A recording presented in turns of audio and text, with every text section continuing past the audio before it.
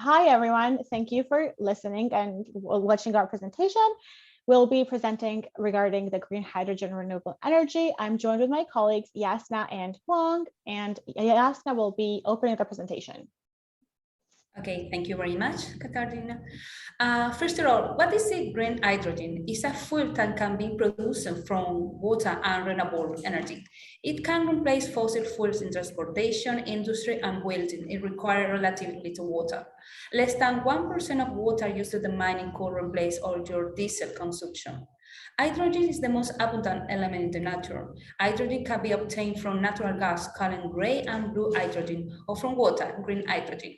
The hydrogen molecule has a high energy density for unit mass, 3 times more than gasoline and 100 times more than lithium batteries. The main uses is in different ways: transportation, train, buses, ferry, trucks, boats. And heat and power for building, heat and power for industry, raw material for industry, ammonia, methanol, steel. The next slide, please. To develop the national strategy of green hydrogen, Chile is being advised for the German International Cooperation Office, GIS. This is a state organization and provider and service for international cooperation and sustainable development, with a commitment to work for a dignified future and the world. They have more than 50 years of experience in various fields, such as promoting the economy and employment, to promoting peace and security, including issues related to energy and the environment.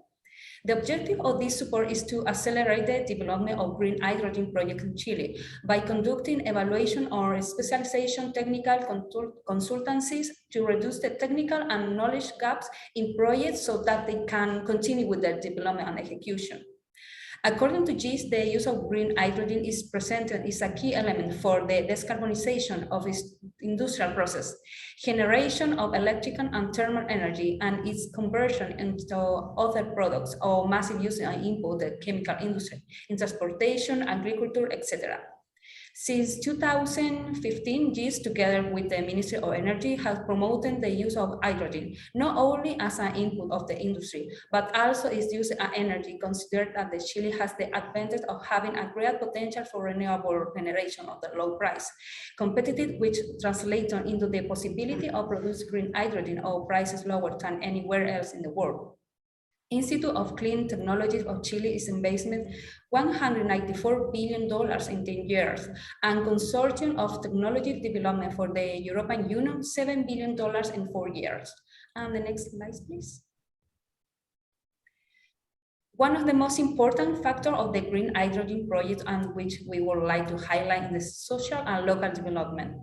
The plan considers 3 steps. The first is a social and local development. The interest, activities, groups, collective vision, needs, and strength presented in each region shall be considered when the development project, in addition to the exploration of the multiplies existing alternatives for value share between private initiative and local community.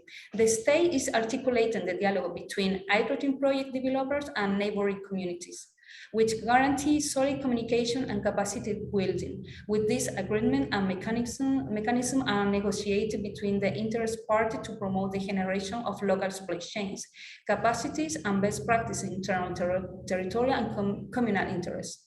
The second step is green hydrogen may be a key mechanism to facilitate higher integration for renewable energy into power grids, and they are isolated from the national electricity system.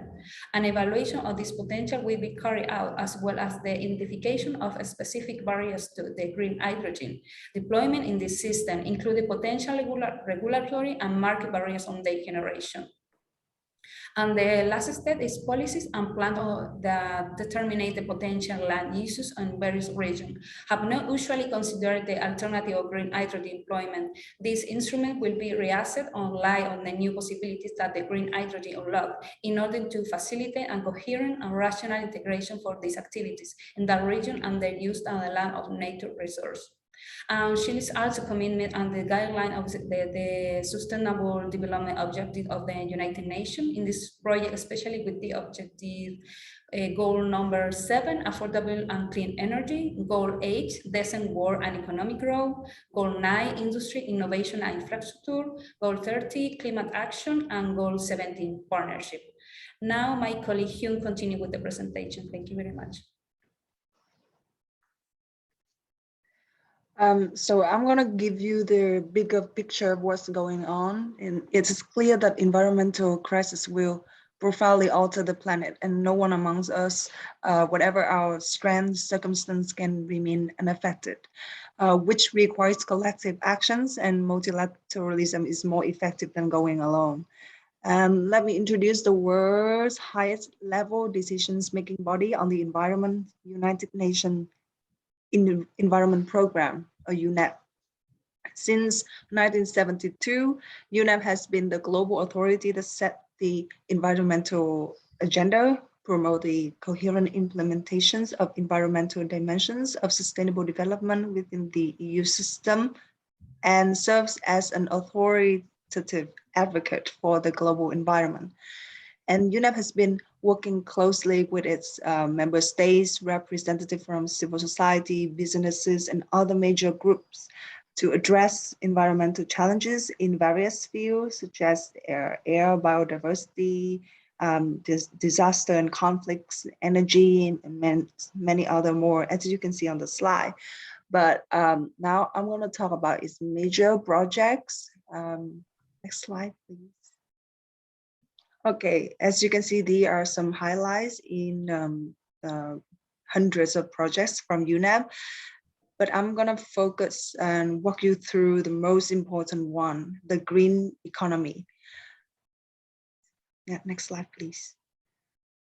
Just so you know that green economy aims at reducing environmental risk and ecological scarcities, and aiming for sustainable development without degrading the environment.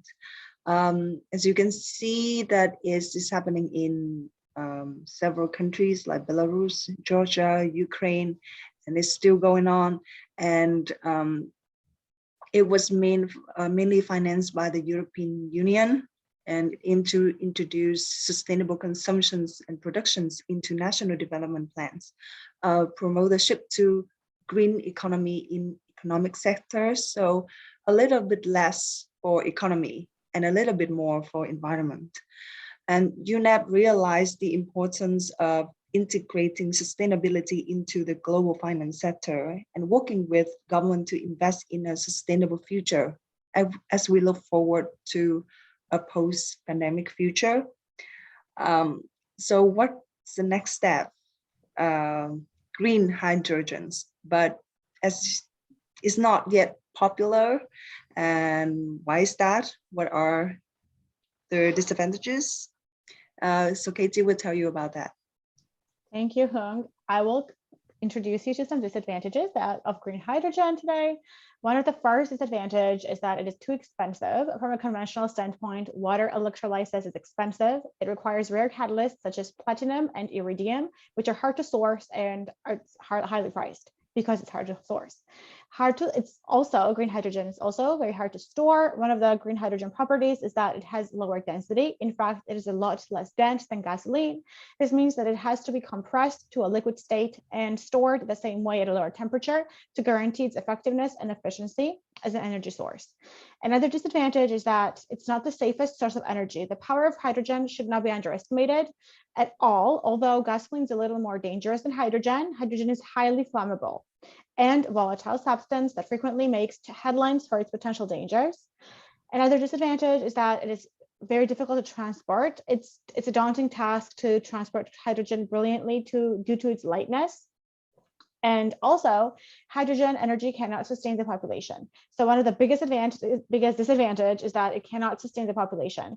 Despite the fact that hydrogen is plenty in supply, the cost of harnessing its limits extends the utilization. There's also no framework put in place to ensure cheap and sustainable hydrogen energy for the normal car owner to supply the car. Therefore, it is definitely not possible to supply the entire population. However, things do look promising. And the post-pandemic future for green hydrogen looks promising in several ways. So Canada is a very resourceful country that has a big surface area and natural resources, so it does have some potential to help the rest of the world supply green hydrogen.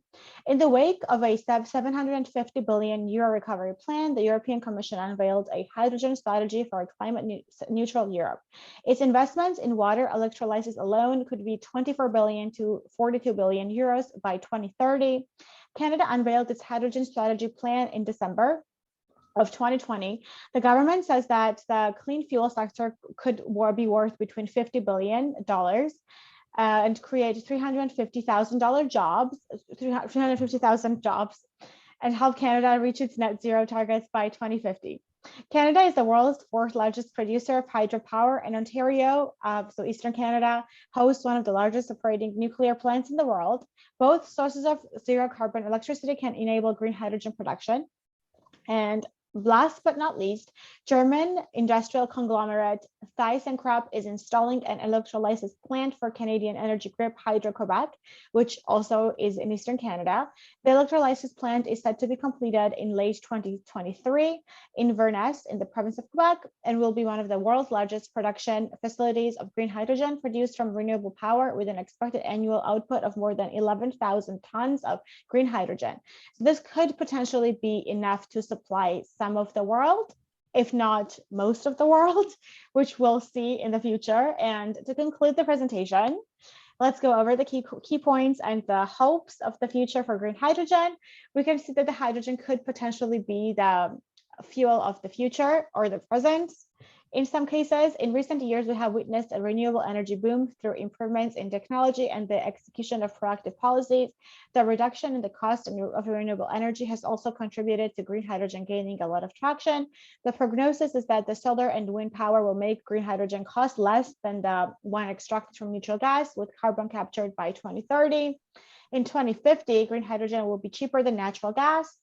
That means green hydrogen created by alkaline electrolysis will cost only $2 per kilogram by 2030. This is a very hopeful plan, and hopefully if the countries come together and work together, we'll be able to reach these ambitious goals. Thank you for listening to our presentation. Hopefully you enjoyed it and you learned a bit more about green hydrogen. Thanks. Very much.